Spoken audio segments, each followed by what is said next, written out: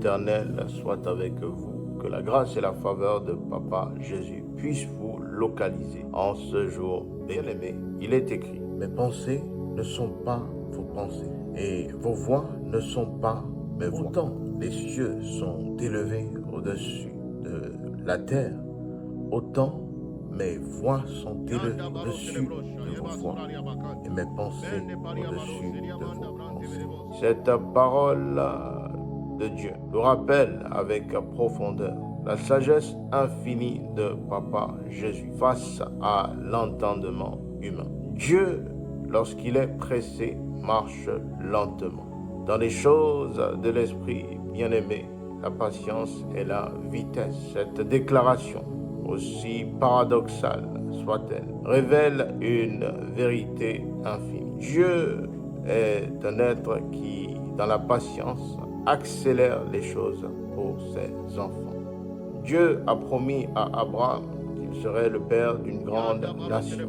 Mais plusieurs années sont passées avant que Dieu n'accomplisse son dessein. Abraham et Sarah étaient à un âge avancé avant qu'ils ne puissent concevoir leur fils Isaac. Cela démontre que dans la patience et la foi, Dieu accomplit toujours son dessein. Moïse a passé 40 ans dans le désert avant d'être appelé par Dieu pour sortir le peuple israélite des terres d'Égypte. Et même après, ils ont encore erré 40 ans dans le désert avant de connaître la terre promise. Joseph a été vendu par ses frères. Il a connu injustement la prison. Et pendant ce temps, Dieu préparait lentement, sûrement son plan.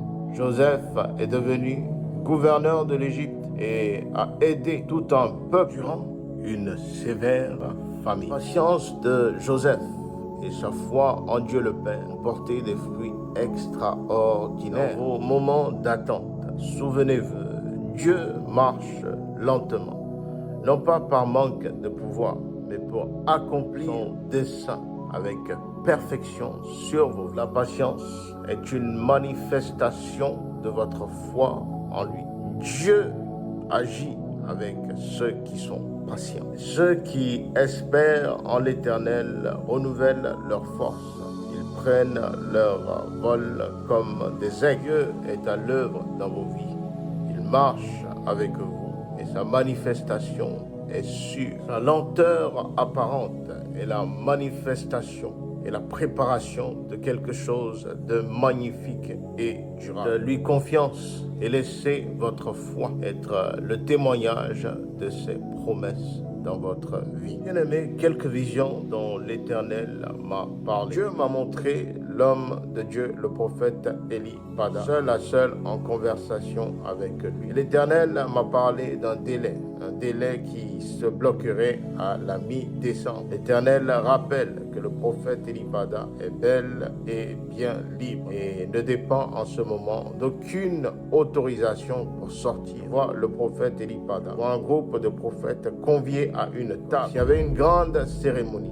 Et je vois le prophète Élie Pada sur un côté en train d'essayer de nouveaux habits. Dieu me dit que la double onction et la double portion qui lui réserve sera une bénédiction pour la nation ivoirienne. Nous devons, frères et sœurs, continuer à prier pour cet homme de Dieu. Nous devons demander la faveur et la grâce de l'Éternel afin que son retour ne soit pas juste un retour ordinaire, mais une manifestation de la grâce de Papa Jésus au sein de la communauté religieuse évangélique de la Côte d'Ivoire. Frères et sœurs, priez pour les corps policiers en Côte d'Ivoire. L'Éternel m'a montré un vent qui soufflait sur la nation ivoirienne, une main noire qui s'attachait au corps policier. J'aimerais exhorter, chers frères et sœurs, toute personne qui a un corps policier dans sa famille, priez pour cette personne-là. Prions que l'Éternel puisse permettre que ses anges puissent entourer ces personnes-là. Prions, frères et sœurs, pour le président Laurent Gbagbo. L'Éternel m'a montré le politicien sur une civière et je voyais une affiche médicale avec de mauvaises nouvelles. Prions, frères et sœurs, que le Seigneur puisse continuer de le guider. Je voyais le président Laurent Gbagbo assis dans un fauteuil et une porte qui était fermée et derrière des vautours qui essayaient d'accéder à cet endroit-là. Le Seigneur me parle de discipline et d'attention. Le Seigneur demande à nouveau que le président Laurent Gbagbo fasse attention à ceux qui l'entourent. Tous ne sont pas autour de lui pour les bonnes raisons. Remettons cela entre les mains de l'Éternel. Prions, frères et sœurs, pour le Togo. L'Éternel m'a montré un accident important d'autocar au Togo. J'ai vu des blessés, j'ai vu le feu et j'ai vu des corps qui étaient sur le trottoir. Demandons la faveur du ciel et la grâce de l'Éternel afin que tout plan ennemi qui soit à l'encontre de la population togolaise soit mis à nu, le peuple soit épargné. Prions, frères et sœurs, pour le président Obasanjo du Nigeria. L'Éternel m'a montré une alarme et m'indiquait que son temps était compté. Prions, frères et sœurs, pour l'Italie. Le Seigneur m'a montré un vent souffler sur l'Italie. Je vois au-dessus des montagnes, je vois un vent terrible qui vient toucher des populations. Je vois cela dans l'actualité. Et des catastrophes naturelles venir endommager des villages. Prions, frères et sœurs, pour le Burkina Faso. Dieu m'a montré dans une vision des représentants du Burkina Faso et des représentants de la Russie échangés. J'ai vu une fleur qui avait été remise par les représentants de la Russie à l'endroit du Burkina Faso. J'ai vu que cette fleur était fanée. Elle n'avait pas bon signe ni bon goût. L'Éternel me parle de faire attention en ce qui concerne les signatures, partenariats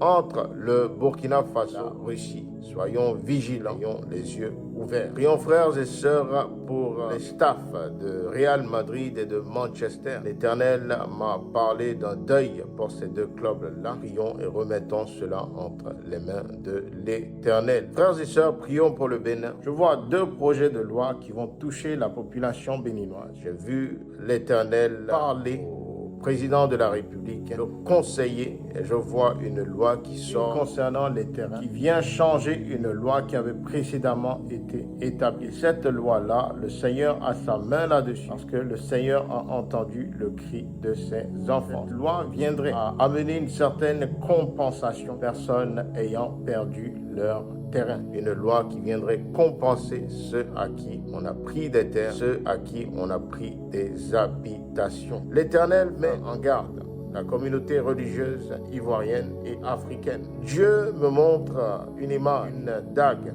qui est sous l'océan et qui sort lentement, qui s'attache progressivement aux églises africaines. Le Seigneur me parle d'impudicité. Le Seigneur met en garde les églises qui usent son nom, utilisent son nom et se cachent en arrière pour de l'impudicité. La colère de Dieu sera grande sur ces églises. La colère de l'Éternel sera grande sur ces églises. Le Seigneur invite toute personne liée à ces saletés à se repentir. Prions également, frères et sœurs, pour l'Europe. Voir une épidémie ou une pandémie de vaches folles qui revient dans l'actualité. Même si la prophétie tarde, ne bouge pas ta position. Le livre d'Habakkuk nous instruit. Devons nous maintenir à notre poste afin de recevoir la bénédiction que l'Éternel a placée sur nous. Père très saint, je prie. Et je déclare ta grâce et ta faveur sur chacun et sur chacune. Je prie, Papa, qu'au travers de ce mois de juin, que les bénédictions que tu nous as réservées soient pour nous une pluie qui tombe comme en un temps de sécheresse. Que la faveur et la grâce que tu as placées sur nos cœurs soient complémentaires à la foi que nous avons en toi. Que toutes les choses auxquelles nous aspirons soient rangées sous ta volonté. Je prie et je déclare comme un prophète de l'Éternel que la grâce de mon Père, la grâce de Papa Jésus puisse tomber sur vous en cet instant précis, et que au-delà de vos espérances, l'Éternel vous favorise sur les promesses qu'il a placées sur vos vies. Recevez la bénédiction, recevez la grâce et la paix de Papa Jésus. Le mois de juin consacré à la prière, consacré au jeûne, puisse être une ouverture de multiples bénédictions. L'Éternel a réservé pour vos vies.